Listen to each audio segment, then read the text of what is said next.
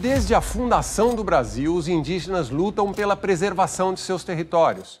Sempre enfrentaram homens violentos, mas, em geral, sabiam quem eles eram. Agora, precisam lidar com um outro tipo de invasor, um inimigo invisível.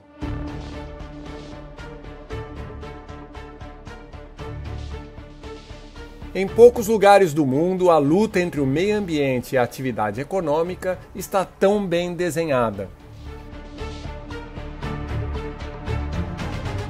De um lado, extensas plantações, monoculturas como o milho e a soja a perder de vista.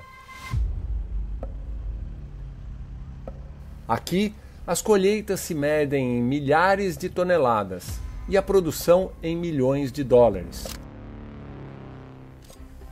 Do outro lado, a floresta, que alimenta os animais silvestres, sequestra o carbono que aquece o planeta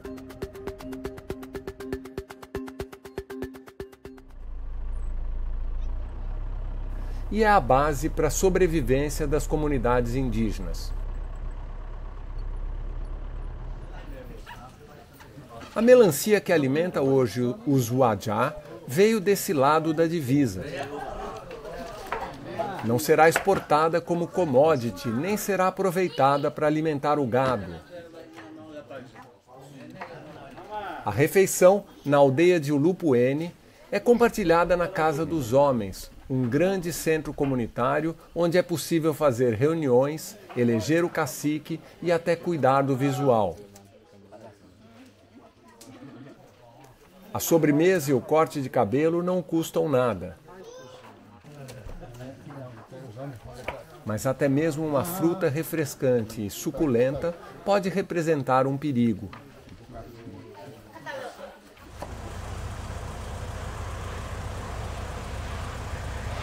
E hoje em dia, ele vem do céu.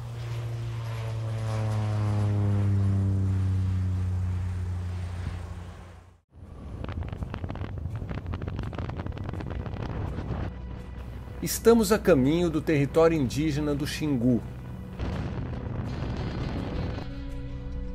De São Paulo, voamos para a cidade de Canarana, no Mato Grosso, a 640 quilômetros da capital Cuiabá. Chegamos ao Alto Xingu e daqui para frente vamos enfrentar mais 5 horas de estradas de terra. No caminho, avistamos grandes plantações e silos para processar e armazenar os grãos do agronegócio brasileiro. Os mapas do território mostram o avanço do desmatamento nos últimos 25 anos. A área verde, que era abundante em todos os municípios ao redor da reserva, agora está pintada de vermelho.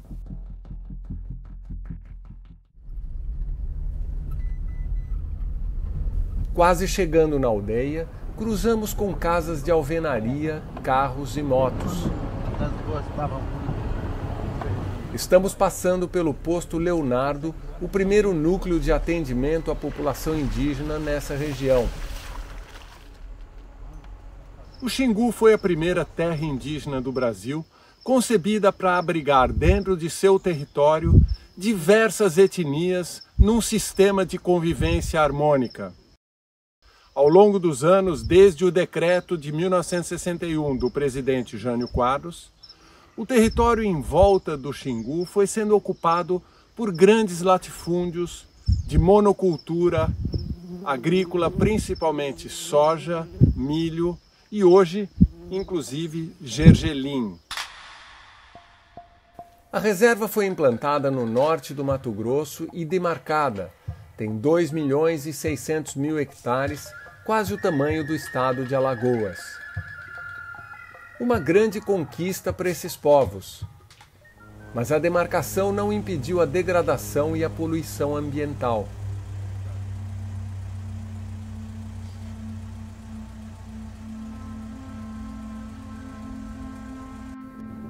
A extensão desse dano ainda é difícil medir com precisão, mas ele pode ser sentido há anos.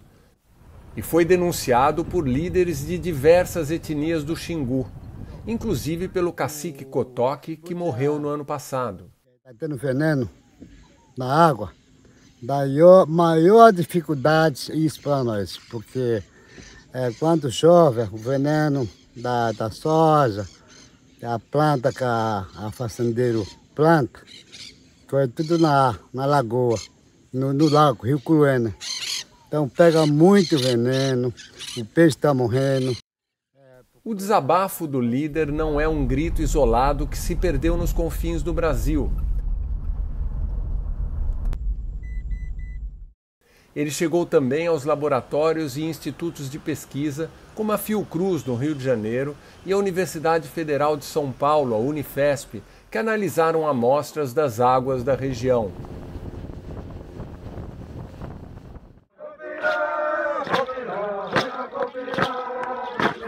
O trabalho feito a pedido dos indígenas Quisete revelou a presença alarmante de agrotóxicos na água, nos peixes e na caça.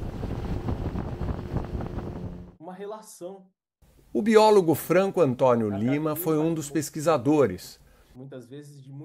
Ele estudou a presença de veneno agrícola na terra indígena Uauí, localizada próxima à divisa do território do Xingu com as fazendas. Sua pesquisa foi transformada em tese de doutorado. E foi por isso que a gente tentou organizar uma pesquisa onde a gente avaliasse água e alimentos. E, para além disso, conseguisse fazer também todo um levantamento sócio-histórico da região, da produção agrícola da região, para poder pensar, olha, quais são os agrotóxicos que estão chegando nessa terra indígena, né? E se existem agrotóxicos nessa terra indígena, por onde que estão entrando? Franco fez um levantamento que identificou 28 compostos químicos, incluindo glifosato e atrazina, em amostras coletadas ao longo dos últimos anos. São dois fortes herbicidas com mecanismos de ação distintos, utilizados para o controle de plantas daninhas em diversas culturas. A gente fez uma avaliação e a gente chegou a alguns agrotóxicos, 28 tipos no total. E na literatura, alguns desses agrotóxicos, eles estão registrados na literatura por causar, por exemplo, irritação ocular, irritação dérmica, né, como um efeito agudo. A complexidade maior está na gente fazer uma relação de efeito crônico. Isso demandaria meses, anos, isso é super delicado, né? Mas talvez a pesquisa faça um apontamento para esse tipo de dado, né? Onde a gente tem, por exemplo, agrotóxicos já proibidos no país, que tem desfecho com um câncer, por exemplo, ou desfecho neurológico. Agora, qual desfecho neurológico? Isso eu não sei. Com a eliminação de áreas florestais, o vento chega com mais força. E o que ele traz nem sempre é uma sensação de frescor. Os agrotóxicos também pegam carona nessa movimentação. A gente tem amostragem no período onde começa, por exemplo, o ciclo de soja, que é no final do ano, mas eu tenho também amostragem no período onde há o vazio sanitário da soja, onde não se planta nada, né? E os resultados mostraram que tinha agrotóxico em todos os períodos, né? Foi um pouco mais quantificado, no período da seca. Eu estou entendendo que é por conta da concentração, né? Tem baixo do rio, então aumenta um pouquinho a concentração do que foi encontrado, né? E por que que a gente pensa em fazer esse tipo de amostragem? Justamente para comparar, né? Então quer dizer que só tem agrotóxico no período que está sendo pulverizado, que está sendo feito, né, todo o processo de produção? Não, a gente também encontra agrotóxico fora desses períodos, né? Mas por que a pesquisa nessa região é tão importante? Estes raros registros do início da década de 70 mostram um pouco da vida dos indígenas, ainda sem a grande influência do homem branco. A imagem do Xingu se confunde com suas festas, organizadas nas aldeias ao longo do ano.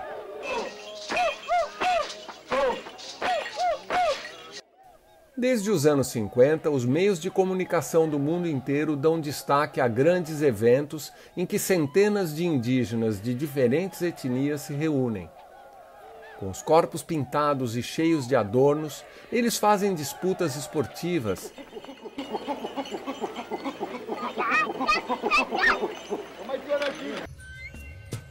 ou danças em festas como Quarup, Javari, Yacuí e Yamuricumã.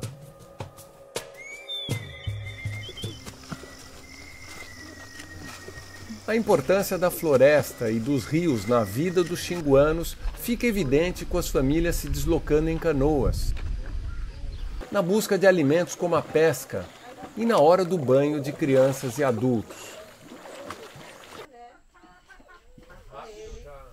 A mandioca e o peixe sempre frescos são a base de sua alimentação. Preparados pelas mulheres ao ar livre, também estão agora ameaçados.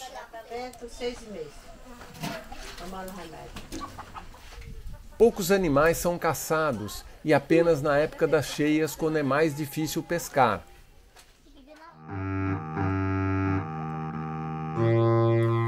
Os homens também evitam caçar bichos grandes como veado e anta. A carne de jacaré nunca é opção no cardápio do Alto Xingu.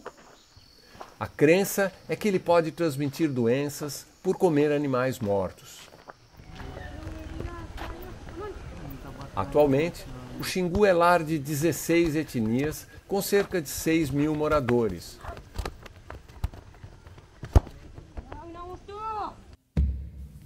Algumas habitam a região há cerca de 2 milênios. Outras foram incorporadas ao longo dos séculos e até mesmo pela decisão de seus fundadores, os irmãos indigenistas Orlando, Cláudio e Leonardo Vilas Boas. Eles trouxeram para a proteção da área demarcada grupos que estavam sendo dizimados por invasores e a propagação de doenças em toda a região.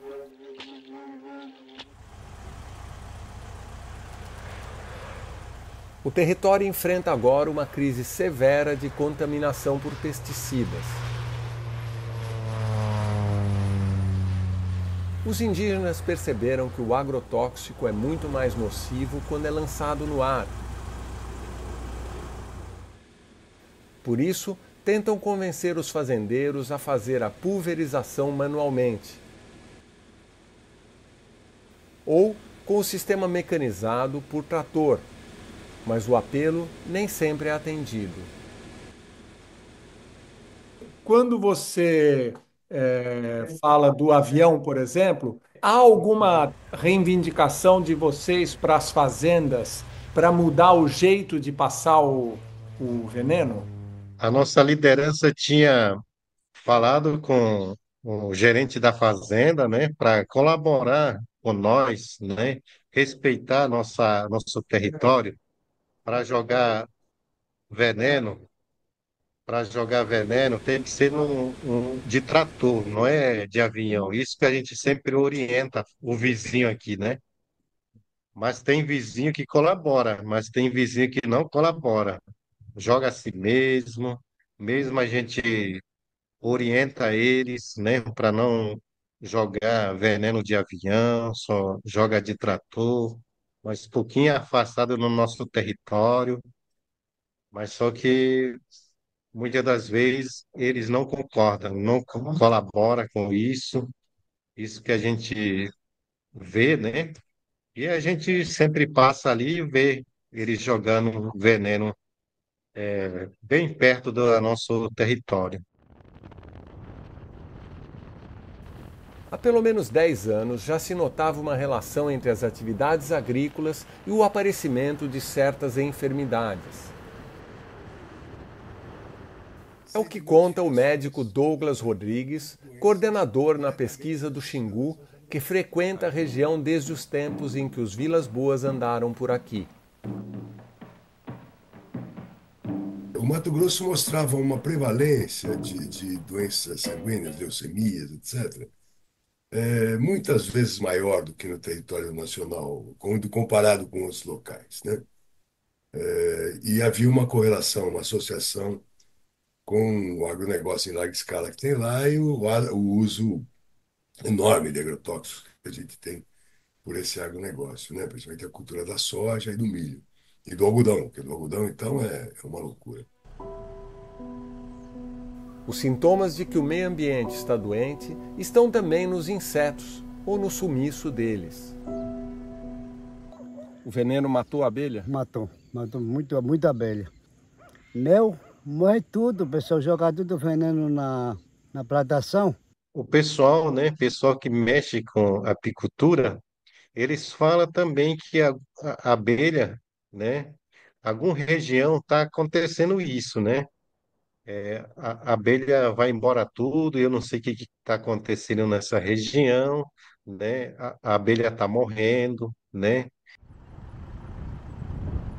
E enquanto alguns desaparecem, outros se multiplicam com rapidez.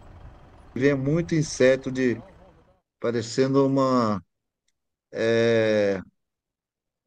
pium, né? Não sei se você conhece um pium Conheço. parecido, mas ele não faz nada com a gente. Ele acaba sentando mais no plantio, né?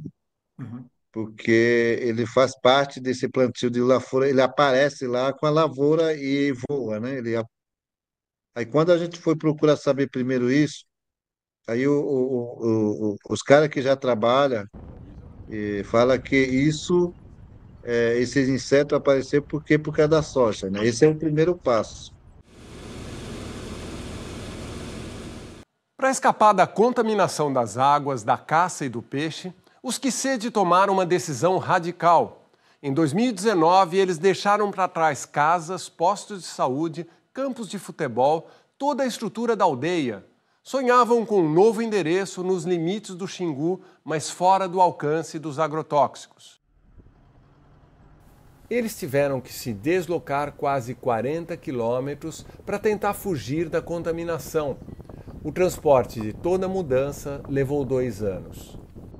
Quando a gente tomou a decisão, numa assembleia nossa, né, da aldeia, aí o cacique apresentou esse problema, que nós podíamos mudar, porque não dava para a gente continuar com esse problema, porque pode ser que a saúde dos nossos filhos, netos, vai se prejudicar muito rápido, porque a gente está perto do limite e perto do agrotóxico. Ele tentou isso, esse diálogo, deu muito certo. Aí ele começou a preocupar com a população, ele tomou a decisão de levar a aldeia, né, tirar a aldeia desse local para a aldeia mais longe, né, mais no fundo do mato, né, assim, mais distante da fazenda. Ele falou com o povo, ó, nós temos que mudar, porque aqui perto não tem como continuar morando junto, perto da soja, né? Mas a decepção foi imensa quando viram que, mesmo longe dos limites da fazenda, o cheiro dos agrotóxicos e os efeitos na saúde, nos insetos e nas plantas continuavam aparecendo. Eles estavam bem no limite da terra indígena, foram lá para perto do rio, né, e ficaram muito tristes, porque a gente recoletou amostras lá e encontramos as mesmas coisas, né? Porque essa contaminação ela vai longe mesmo, né? Ela vai pela água, vai pelo peixe, vai pelo ar. Então não vai ser 30, 40 quilômetros que vai fazer diferença. Mas isso foi bem duro. Na primeira devolutiva, eles ficaram muito assustados, né? Porque eles estavam convictos, ou pensando, não convictos, mas assim, eles tinham uma grande esperança de que, com esta mudança, que foi uma coisa dura, eles deixaram para trás toda a infraestrutura. Ali eles tinham posto de saúde, tinham escolas, estruturas muito bem feitas, alvenaria, etc., né? E foi difícil abandonar isso tudo, né? Para depois reconstruir novamente lá no Quinzeiro. Mas eles fizeram isso. Mas tem uma faixa aqui que é uma terra devoluta, não tem dono. Mas só que tinha invasões aqui outro lado, né? Querendo ser o dono da terra. Mas outro, né, mais para lá um pouco já tem a fazenda formada e já tem a soja também. E quando a gente mudou para cá, a gente percebeu que futuramente esses desmatamentos, essa soja também vai chegar bem aqui em frente de nós, outro lado do rio, né? Mas só que a gente viu que a gente não tinha que, não tem como mudar mais, porque para outra região a gente já tem outras aldeias ocupando tudo também. É local que a gente já tem as aldeias, né, menores já ocupando, né? Então aí é onde a gente falou que não tinha como mudar, vamos ter que ficar aqui mesmo, mas nós temos que tentar lutar para tentar que essa faixa de mata não seja derrubada pela fazenda. Essa é a nossa segunda luta que a gente está tendo, assim, logo que quando mudamos para cá, reivindicamos também que essa faixa tem que permanecer, mas só que ainda essa faixa ainda não está definida, não tem nada a política definida para assegurar, né? Mas está tendo invasão aqui outro lado, né? Aqui na aldeia de Ipavu, do povo Camaiurá, na terra indígena do Xingu, o tempo parece ter parado. A cultura dos povos originários é muito preservada pela tradição mantida pelos líderes tribais.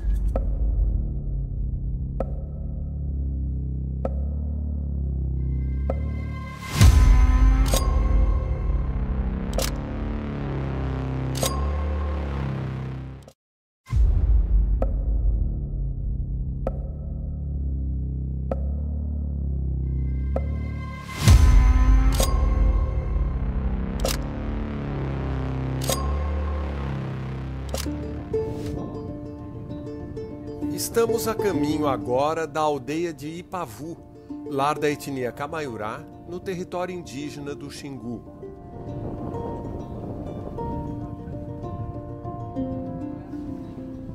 Nessa região, os rios chegam muitas vezes em lugares que as estradas não alcançam. Então, é preciso seguir o caminho sinuoso que corta o coração da floresta, alternando terra e água. Uma palavra escrita em inglês na camiseta do barqueiro não surpreende mais ninguém. Há muito tempo, o território dos povos originários está sujeito a influências de quem vive na cidade grande.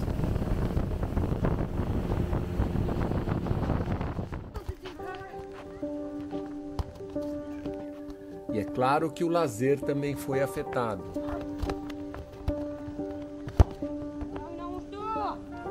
Aqui na aldeia de Ipavu, do povo Camaiurá, na terra indígena do Xingu, o tempo parece ter parado. A cultura dos povos originários é muito preservada pela tradição mantida pelos líderes tribais. Há, no entanto, muitos elementos da cultura do branco, como o gol introduzido pelos irmãos Vilas Boas já nos anos 60 e que se popularizou como se fosse um elemento da cultura indígena. Há também os celulares que todos os jovens usam intensamente. E um elemento dramático, se não trágico, que é a presença do veneno dos agrotóxicos das fazendas da região. O meio ambiente é tão importante para esses povos que ele está presente em cada uma dessas casas. Todas são feitas de palha, algumas com cobertura de sapê, que vão do teto até o chão. Essas, cobertas por plástico por causa das chuvas, estão em construção. E essas outras, ainda no esqueleto, ajudam a entender a arquitetura da aldeia.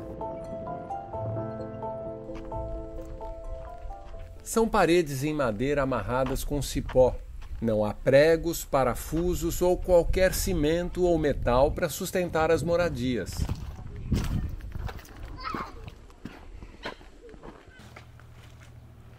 A construção é geralmente uma tarefa coletiva que envolve muitos braços masculinos. como suas próprias casas, a base de toda a cultura indígena é amparada por materiais extraídos da floresta. Uma cultura agora ameaçada pela atividade econômica. Uma moto cruza a aldeia com 2 pessoas, uma cena que aproxima o Xingu da paisagem urbana. O sistema de transporte mudou. As próprias aldeias foram forçadas a mudar de lugar. E quem mora na cidade também observou uma mudança na vizinhança.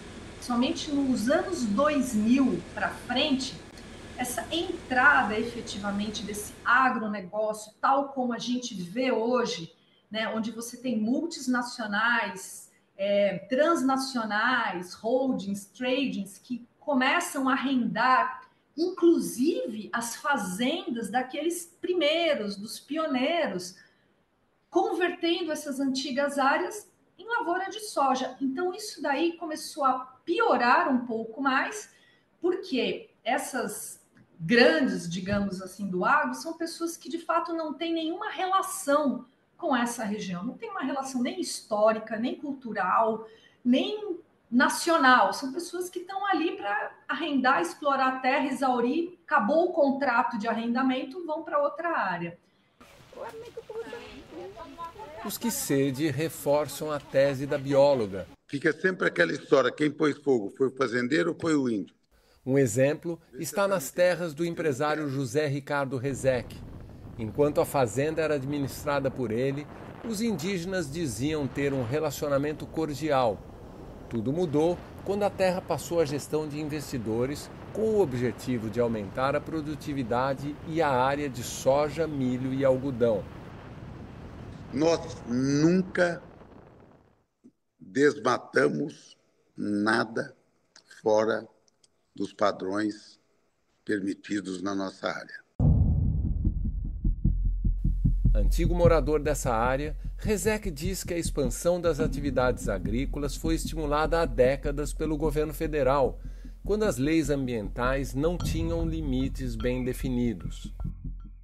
Nós, lá atrás, primeiro, nós desbravamos sem políticas governamentais. Tem que povoar a Amazônia, senão os americanos vão tomar. Então, vamos todo mundo para lá, os patriotas.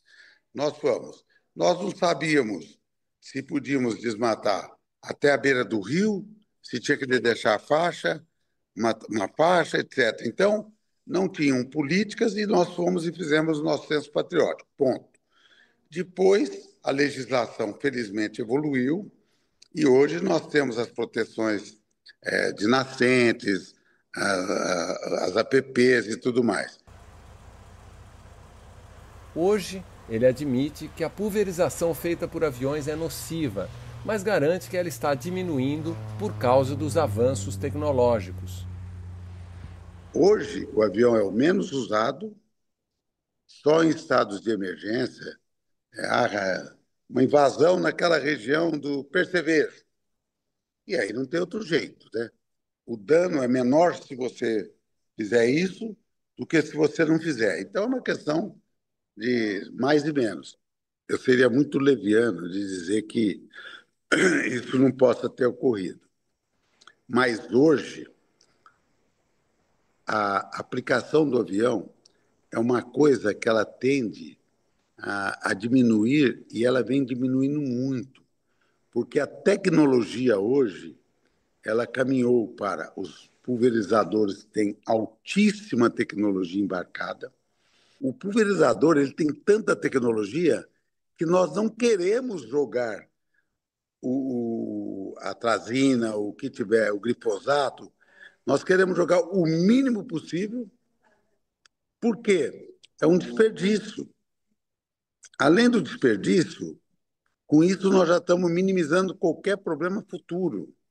Então, a consciência fez com que a tecnologia avançasse rapidamente, e aí o avião, onde eu estava te citando, ele tem sido usado mais em emergências, até mesmo para apagar fogo, né? Não foi bem isso que observamos na nossa última visita ao Xingu. Um dos aviões praticamente jogou agrotóxicos nas nossas cabeças.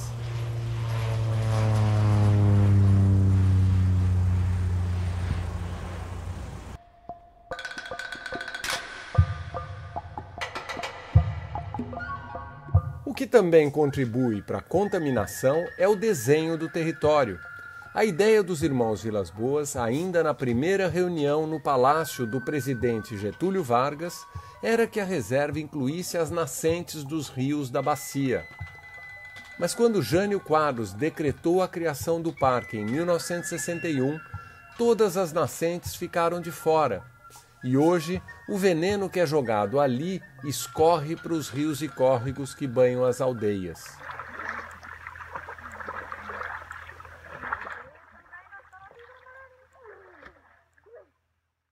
As provas de que os agrotóxicos poluíram o Xingu são fartas e evidentes, mas há indícios de que outros perigos mais difíceis de detectar podem ter migrado para as aldeias.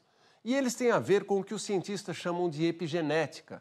É o preparo orgânico de uma pessoa que passa de geração em geração. Da mesma forma que são mais sensíveis ao álcool e ao açúcar refinado, que não fazem parte de sua cultura tradicional, os indígenas são mais vulneráveis à exposição dos produtos químicos.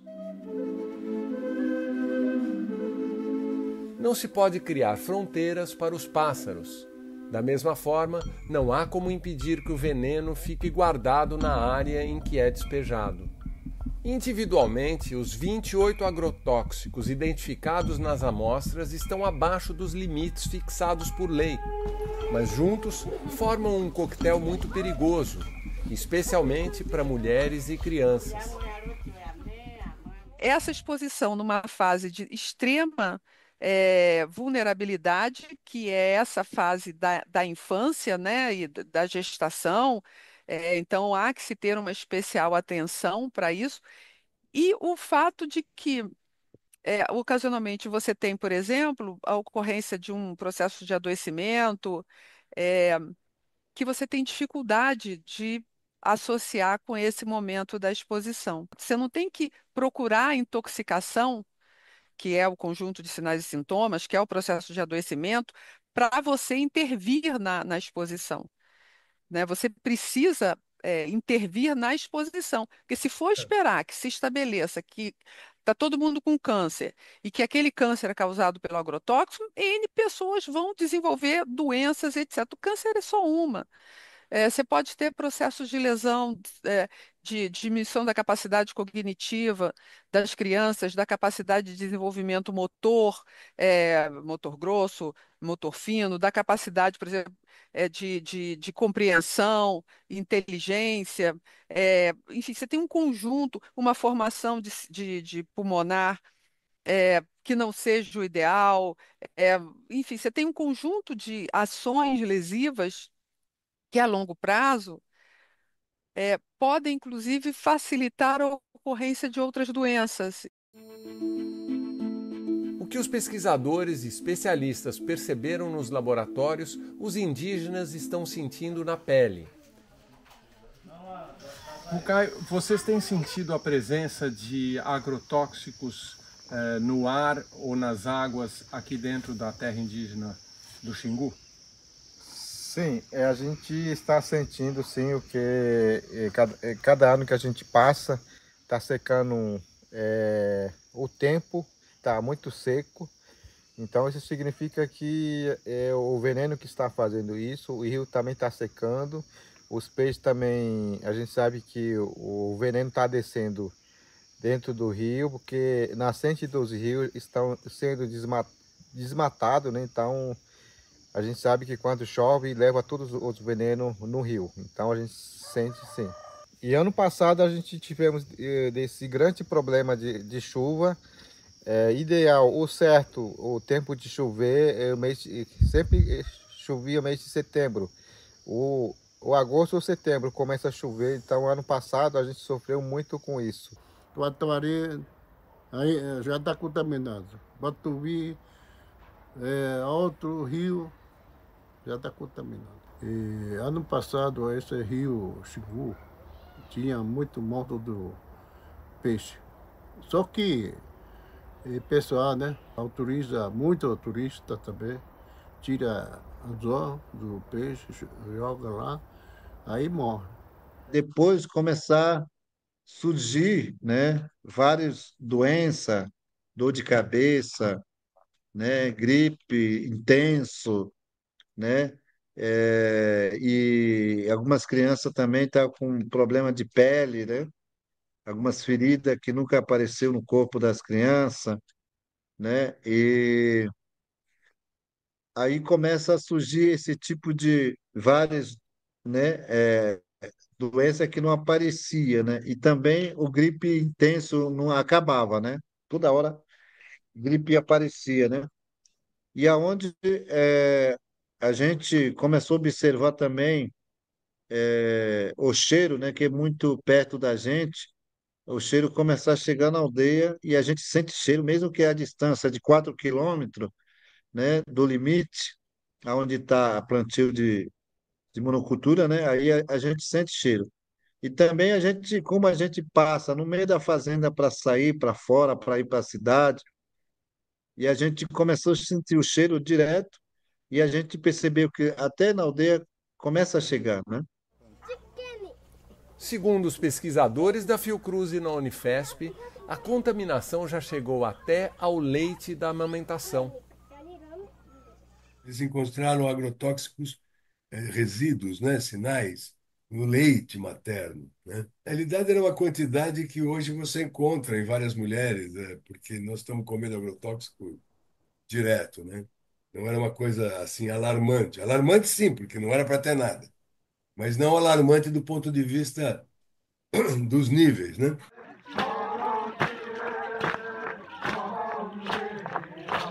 A história das culturas originárias tradicionalmente é contada pelos não indígenas. Por isso é tão importante que as histórias dos xinguanos também sejam mostradas e captadas pelo olhar de quem nasceu e vive nesse território.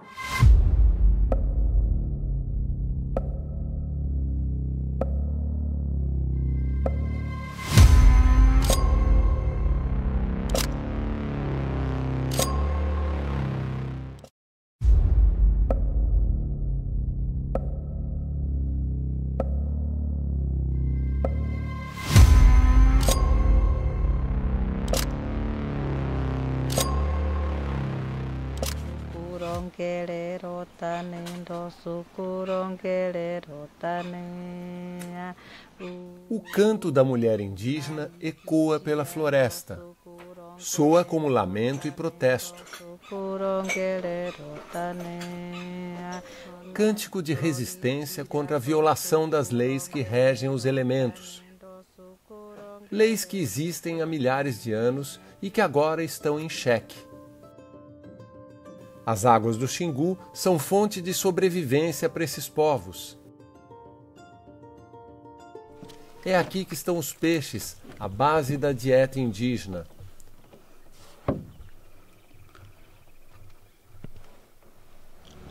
É por aqui que os homens se deslocam para outras aldeias.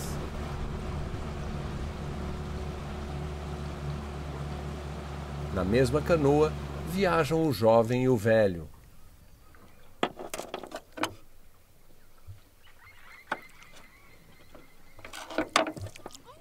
É também um local de lavar as roupas, se banhar, dar banho nas crianças.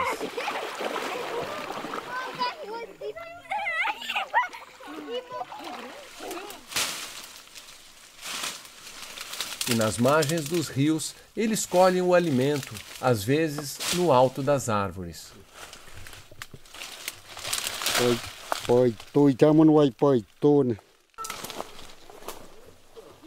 Saem para caçar com arco e flecha. Ou com espingardas.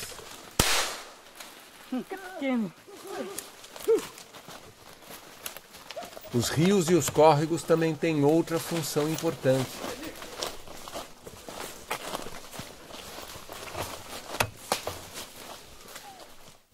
São locais de lazer, congraçamento, ligação entre o homem e a floresta.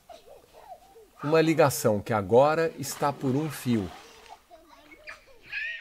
Uma das principais reivindicações dos povos indígenas é a demarcação de seus territórios, para evitar invasões, o desmatamento e a extração ilegal de madeira, a caça e a pesca predatórias e a poluição dos rios e nascentes. Dados científicos comprovam que ao redor das aldeias, a floresta se mantém de pé, com uma proteção muito maior da fauna e da flora. Mas essa proteção é frágil quando o perigo vem pela água ou pelo ar. A aridez da terra é um dos indícios dos crimes ambientais, provocados por desmatamentos, degradação do solo, assoreamento dos rios e a monocultura.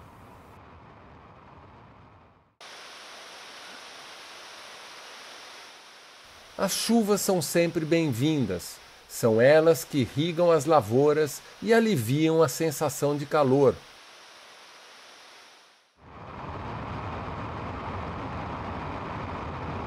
Mas os efeitos do aquecimento global, agravados pelo desmatamento, também secaram a atmosfera. O calor aumentou muito quente. E ano passado o meio ambiente sofreu muito aqui. Cada região aqui em volta das nossas aldeias começa a pegar fogo, né? Pega ali, pega do lado, pega ali. A gente não sabe quem que estava tocando nesse fogo, mas a gente sabe que quem está fazendo isso é o calor. Está muito quente, então não tem úmido as terras. O pior é que, quando chove, o veneno não dá trégua. Acho que ela dá alguns apontamentos, sabe? Que ajudam a fazer aproximações a respeito disso, assim. Por exemplo, a gente tem 100% das amostras de chuva com presença de agrotóxico. E foram poucas amostras, foram 4 amostras, mas elas são significativas. São 4 amostras com agrotóxicos. E foi na água de chuva onde foi encontrada a maior quantidade de agrotóxicos numa mesma amostra, né? 7 agrotóxicos numa mesma amostra, né? A contaminação da água da chuva chegou na cidade grande. Um estudo da Universidade Estadual de Campinas, a Unicamp, detectou a presença de 19 substâncias químicas na água da chuva de 3 cidades paulistas, Brotas, Campinas e São Paulo. Coletado entre 2019 e 2021, o material revelou a presença do agrotóxico carbendazim em 88% das amostras. O uso do produto está proibido pela Anvisa desde 2022 por apresentar potencial cancerígeno. Já a atrazina, considerada tóxica, mas de uso liberado, foi encontrada em 100% das amostras.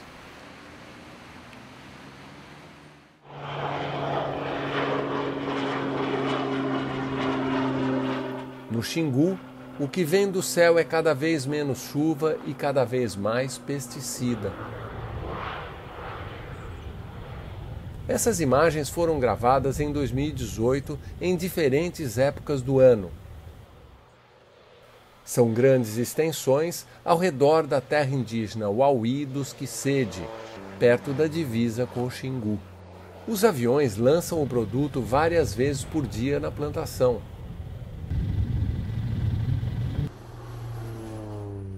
Esses flagrantes foram gravados no ano passado, entre as cidades de Canarana, no Mato Grosso, e a área do parque habitada pelo povo Camaiurá, na aldeia de Ipavu.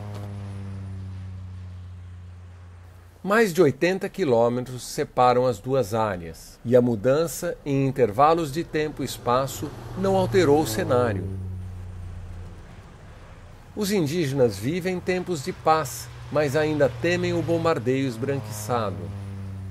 Um desses venenos pode causar a câncer, né? Futuramente, a pessoa, né, criar essa doença de câncer, né? E também até mesmo doença de pele, né?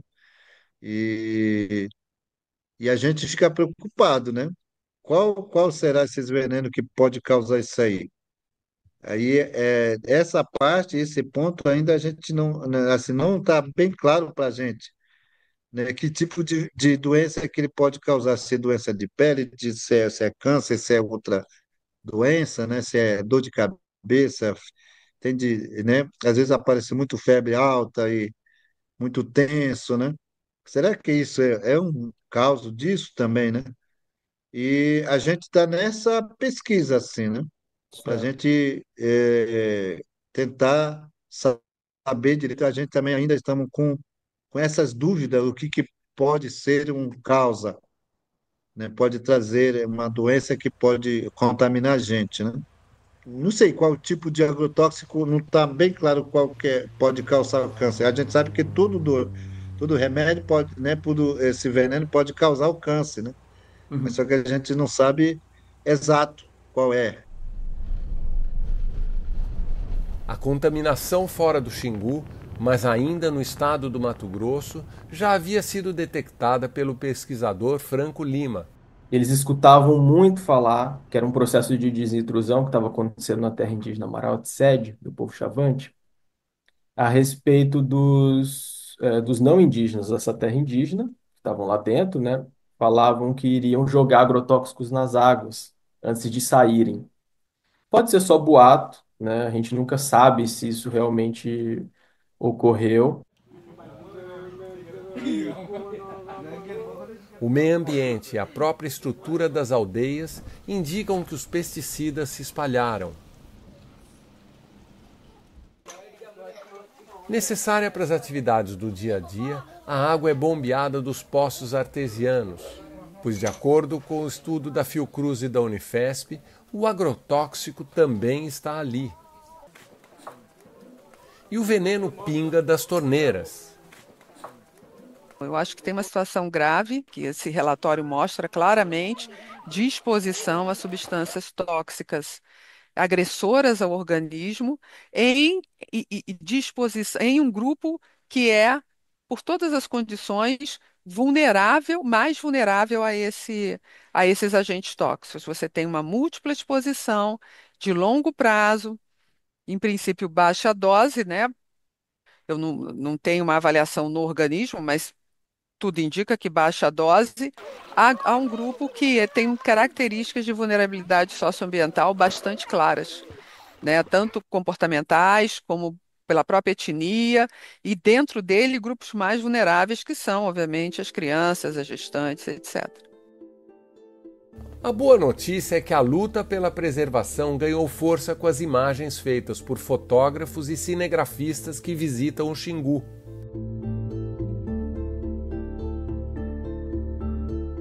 Desde os primeiros contatos com povos isolados de todo o Brasil, a fotografia tem sido aliada nesse esforço. Esse flagrante, feito na década de 70, marca o primeiro encontro de Socrite, indígena da etnia Panará, com um homem branco. De uns tempos para cá, as denúncias ganharam o mundo com o uso do celular. Esse grupo tem a prova da contaminação na palma da mão. A pequena tela exibe a pulverização das lavouras, que agora pode ser compartilhada nas redes sociais.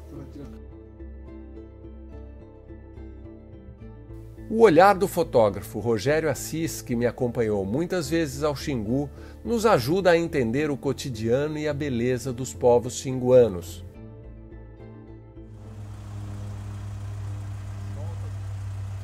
Mesmo sofrendo os efeitos dos agrotóxicos, os Kisede não perderam a musicalidade. Os passos da dança,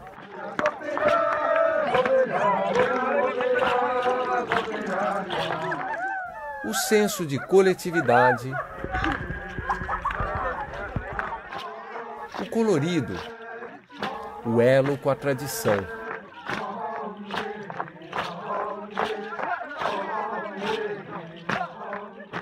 A história das culturas originárias tradicionalmente é contada pelos não indígenas. Antropólogos, geógrafos, fotógrafos, diretores de cinema e jornalistas vão às aldeias e voltam para as cidades contando seu ponto de vista. Mas como os rios e a terra contaminados pelos pesticidas, esse ponto de vista também está contaminado pela cultura urbana. Por isso é tão importante que as histórias dos xinguanos também sejam mostradas e captadas pelo olhar de quem nasceu e vive nesse território. É esse olhar que tentamos acompanhar no trabalho de Kamikiá. Ele dirigiu o documentário Sukandê Cazacá, Terra Doente.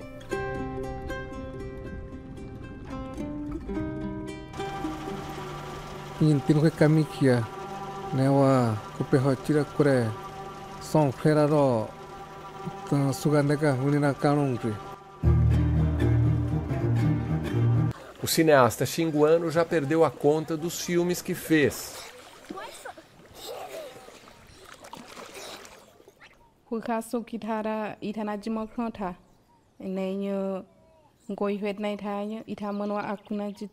Esse novo filme, né, nasceu, né, porque a gente morávamos numa outra aldeia, né, que fica, né, 5 quilômetros da fazenda, né, e lá, todo dia, toda hora a gente escuta o barulho de avião jogando veneno na plantio de soja, né?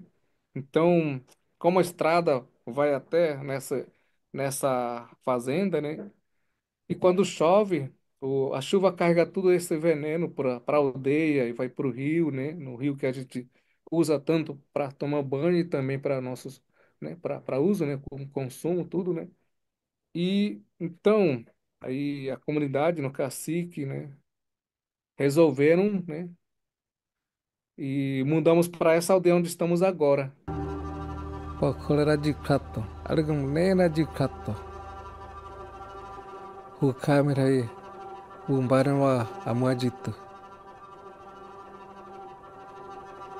Irei sugandega sakta kure kogme, ngome, tepme, blume. Amun oleh pagatur majitu.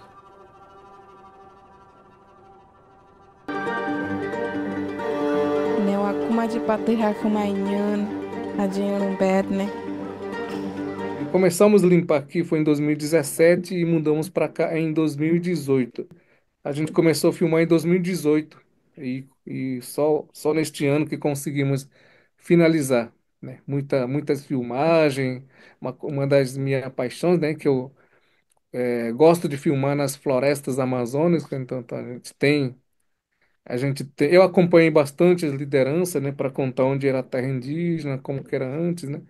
Então começamos fotografando desde 2018 e durante a pandemia a gente deu uma parada, né? E depois disso a gente retomou de novo e conseguimos, né, finalizar neste ano. E então né? É um filme que conta, né, a nossa ameaça, né? A gente chama o inimigo invisível, né? Que a gente não vê, mas a gente sente, né? Que é que vem atacar nós pelo vento, pelo rio, através do peixes, caças, né? Então, é um filme é uma curta de 30 minutos. Não deixa de ser uma ironia que esses povos estejam usando equipamento de alta tecnologia emprestada pelo homem branco para denunciar o desmatamento ilegal. Na definição deles, uma parente dos pássaros, a câmara que voa.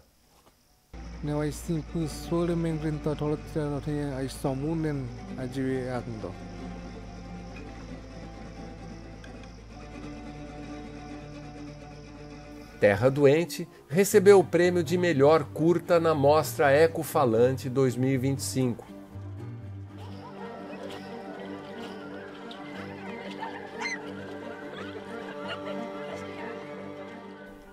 O drama das etnias do Xingu traz uma lição para todos nós. Se o desmatamento não cessar, se o aquecimento global não ceder, Se não aprendermos a tratar bem o solo que nos alimenta e a água que nos rodeia, não vai adiantar nada mudar de um lugar para o outro.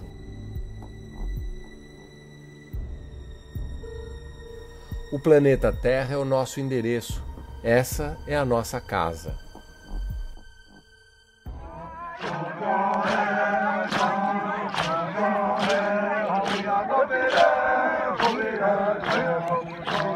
Obrigado.